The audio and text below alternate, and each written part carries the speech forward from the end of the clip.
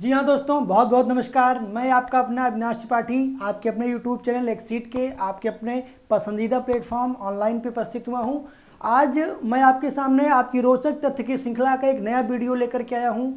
हम और आप आज एक ऐसे युद्ध की पड़ताल करने वाले हैं जिसमें हम लोग भारत के प्राचीन काल के एक ऐसे युद्ध की चर्चा करेंगे जो दो बड़े युद्धों यानी रामायण और महाभारत के दो बड़ों युद्धों की तुलना में कहीं ना कहीं गुमनाम हो जाता है। यानी आज हम उस दौर की चर्चा करने वाले हैं, उस दौर में हुए उस युद्ध की चर्चा करने वाले हैं जो महाभारत और रामायण के बीच में कहीं ना कहीं गुमनाम हो जाता है। आज हम उस युद्ध के बारे में आपको बताने वाले हैं जिसमें एक राजा ने 10 राजाओं के समूह को हरा दिया था। आज हम उस युद्ध की चर्चा करने वाले हैं जिस युद्ध में विश्वामित्र और वशिष्ठ के मध्य संघर्ष हुआ था।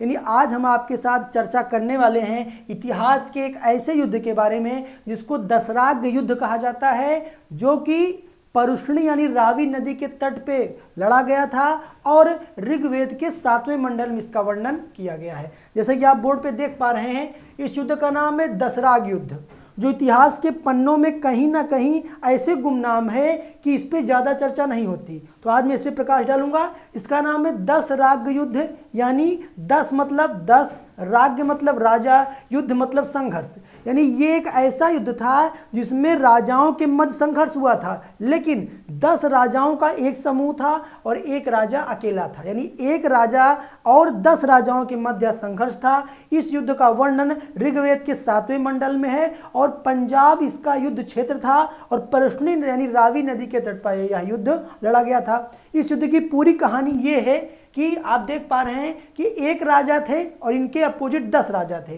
युद्ध की पृष्ठभूमि ये थी कि एक राजा थे, उनका नाम था राजा सुदास। ये भरत कबीले के राजा हुआ करते थे और इनके पुरोहित का नाम था विश्वामित्र।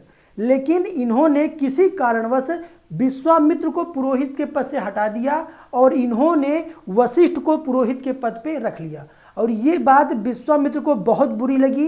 विश्वामित्र वशिष्ठ के द्वारा खुद को अपदस्थ किया गया ऐसा मान करके राजा सुदास और वशिष्ठ से बदला लेने के लिए 10 राजाओं का एक समूह के साथ जाकर के जुड़ जाते हैं। इन 10 राजाओं के समूह में 5 आर्य थे और 5 अनार्य थे। यानी इस युद्ध की पृष्ठभूमि ये बनती है कि विश्वामित्र को राजा सुदास के द्वारा अपने पुरोहित के पद से हटाए जाने से खिन्न होकर के 10 राजाओं के एक समूह के साथ मिल करके राजा सुदास को युद्ध की चुनौती विश्वामित्र देते हैं। यानी कहानी ये बनी कि एक राजा थे, इनके अपोजिट 10 राजा थे। इस एक राजा का नाम था राजा सुदास, जो कि भरत कबीले के थे और इनके साथ कौन थे, इनके पुरोहित वशिष्ठ। 10 राजाओं का जो समूह था, इन राजाओं में 5 आर्य थे और 5 अनार्य थे और इनके साथ थे महर्षि विश्वामित्र।